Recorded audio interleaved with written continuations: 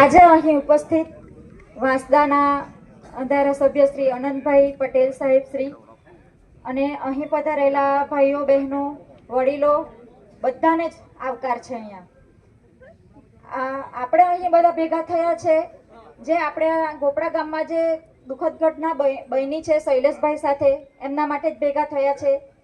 અને એમના માટે જ એવું નહીં, આપણા આદિવાસી સમાજ માટે આટલું બધા આપણે આવ્યા છે ને, કે આપણા સમાજ પર આવી પડ્યું કહેવાય એમ।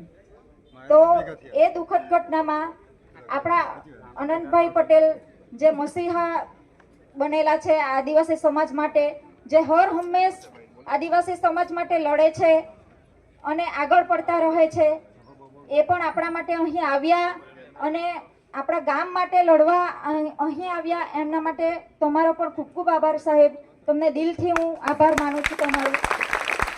ને સાહેબ આવી જ રીતે તમે હંમેશા સાથ આપતા રહેજો ને। તમે તો અમારા માટે સાહેબ, તમે આવ્યા એટલે અમારો આત્મવિશ્વાસમાં પણ અમને વધારો મળ્યો ને અમને એટલું હિંમત મળી તમે આવ્યા એટલે પણ। ને તમે તો આદિવાસી સમાજના શક્તિ સમાન છો